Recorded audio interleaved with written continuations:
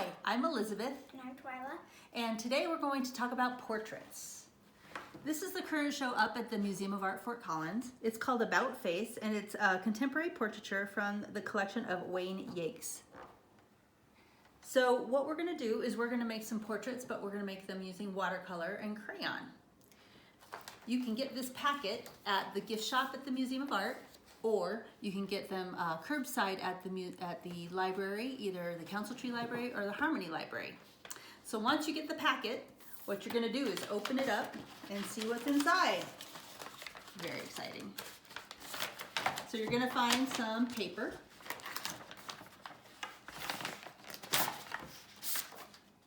And there's going to be a little write-up about how to do this, but you're not going to need that because you're going to do this. Watercolors. And a black crayon.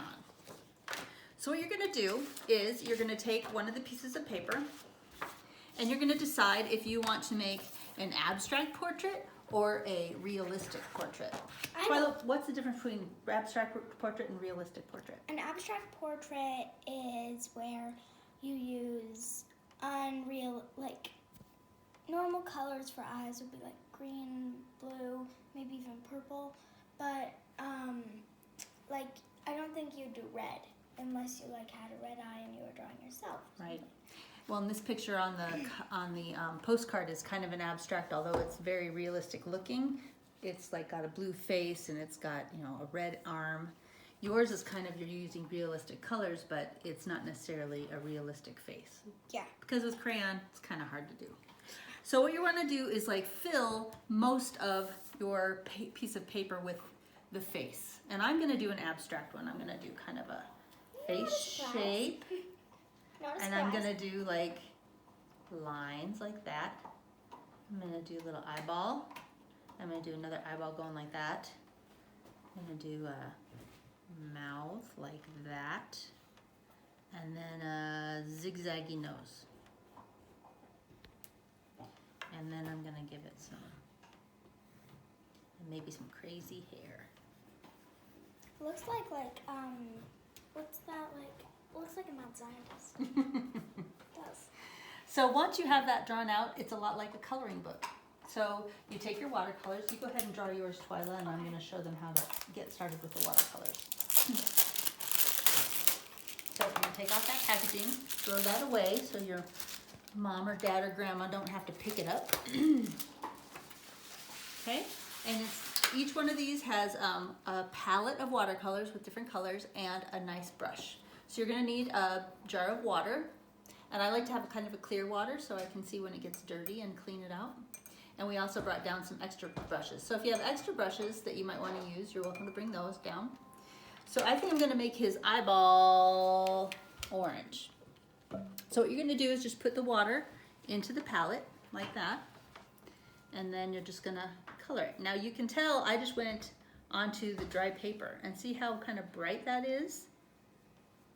Okay, that gives you a really bright color if you just go straight on the paper. That's called dry brush painting.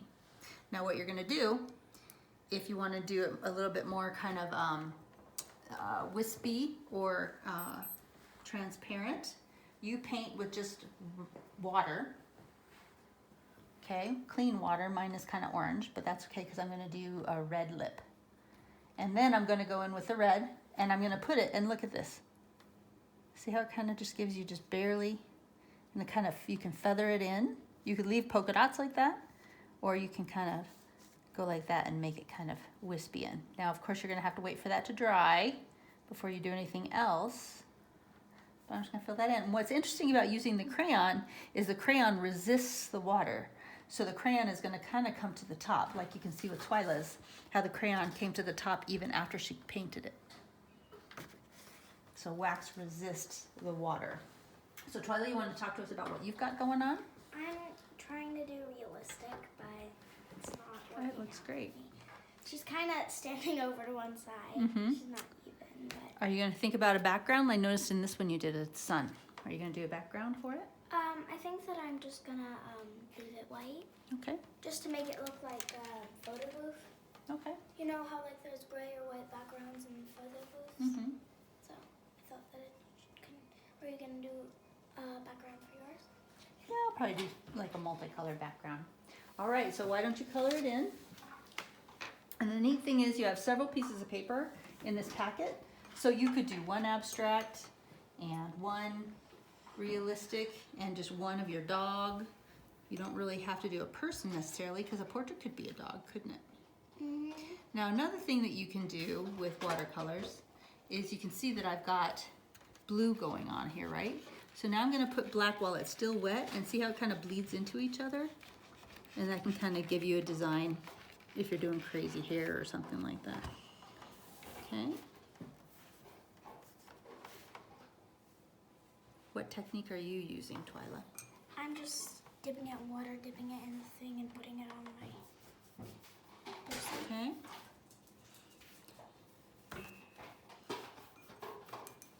Speaking of dogs, we have a crazy puppy at home. Maybe you do too. Seems like they get crazier as this pandemic continues. And what's neat is the less water you put in your palette, the darker your color becomes. So I've just got a little bit in this blue, and look how really deep and dark that blue is. Okay. And again, if you want it to be not deep and blue, you want to be like a light blue, what do you add? You just add like a lot of water. Mm-hmm. And you can either add water to your palette. You can also use this side as like a mixture. So if you want, let's say I want like a special purple. What colors do I put together for purple? I don't really know. No? You put together blue and red. And that's gonna make me a special purple. And then I'm just gonna go around this guy's eyeball with it. So what happened is it kind of gave me just a darker blue. Now if I wanted to go purpler, what will I add? More blue? More red. More red. Yep.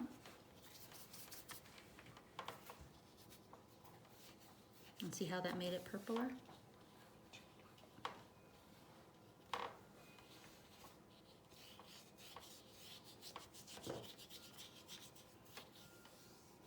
I'm still working on her hair. Here is a special part of the portrait. I like how they did the hair there. Yeah. It's very flyaway. And again, these kits are available at the gift shop at the Museum of Art Fort Collins. They're also available at the Harmony Library as a takeaway, and they're also available at the Council Tree Library. So you can go there, do some painting. You could also do some paints and give them away for presents for the holidays. Everybody likes to get a painting, don't they? Mm-hmm. And you don't necessarily have to do a portrait, but that show at the Museum of Art is so inspiring, you might want to do a portrait. Yeah, like if it's a present for the holidays, you could like find the person that you want to give it to and make a portrait of them. That's a great idea. Especially right now, you're not able to get together with grandparents or aunts and uncles, so that might be something that they might really, really enjoy. So you see how this orange is dry now, so I'm able to kind of paint over it, the little eyeball. Wow, yours is looking really But what would abstract. happen if it was still wet and I did that? It'd probably bleed some more. Totally would. Totally would. And see down here, look at how, see how that's bleeding in? So now I'm just gonna have to make my lips all blue. Which is okay. That's what art is about, kind of responding to things, trying to control it, but sometimes you just can't. And you have to just decide, I'm gonna do something different. You wanna talk a little bit about what you're doing, Twyla? I just finished my hair, so now I'm washing off my brush.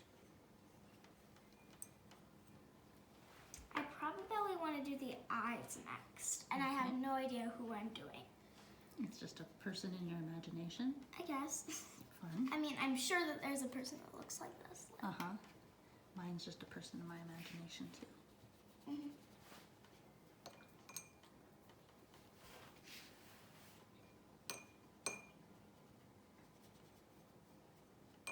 What color eyes do you think I should do?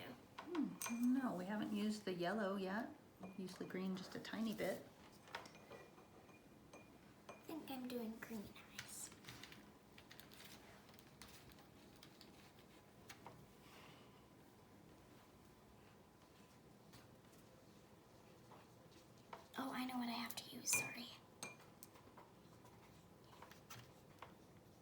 I brought down this like teeny brush that I have upstairs. Mm-hmm.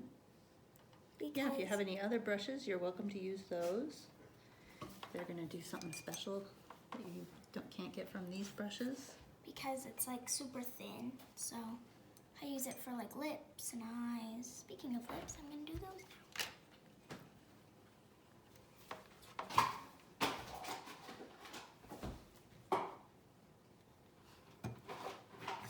Puppies. Oh.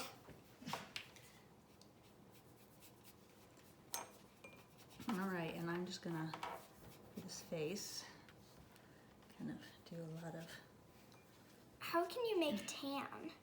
Tan is just a really light brown. So you wanna do brown with a lot of water. So you're gonna put some water on the palette and then do that. And that makes kind of a tan. Plain water on the palette, plain water on the palette. The water's already kind of tan. It is. It's like a gray tan.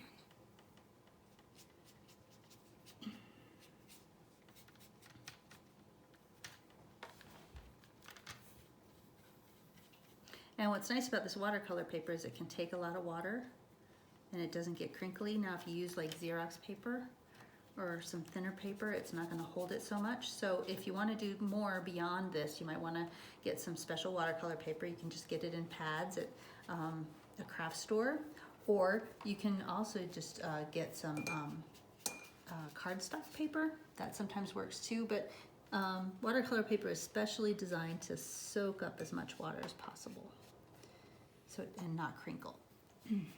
I think that's as close as I'm gonna get to tan. All right.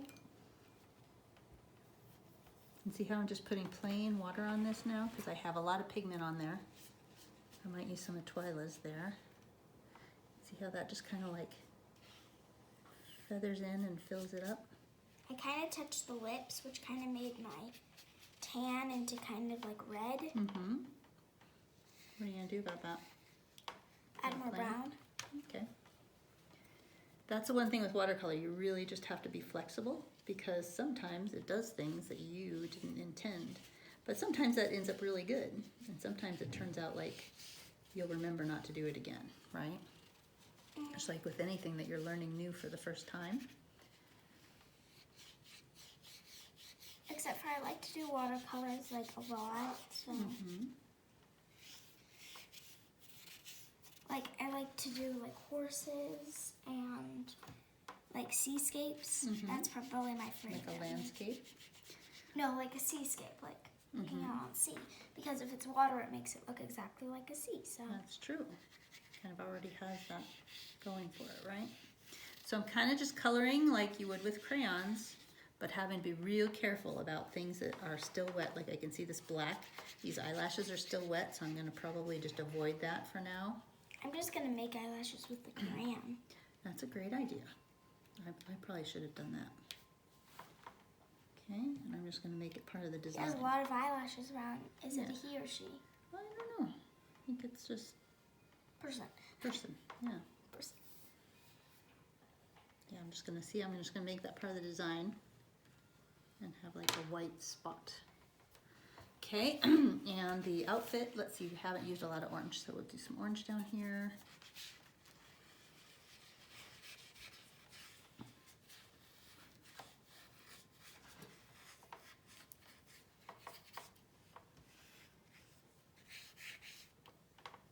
And if you decide you really like this, you can get other palettes with different colors, and you can even get watercolors that have shiny bits in them. Oh yeah, I have some of those.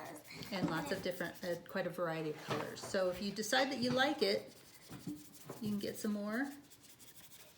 And so I'm going to show you this. That's my portrait, and we'll name that person Trix. Okay, you want to show yours? And be careful, you don't want to pull it too much because the water will fall down. But those are our portraits. And get a packet and do a portrait and send a picture of it to us. Thanks for joining us today. Bye. Bye.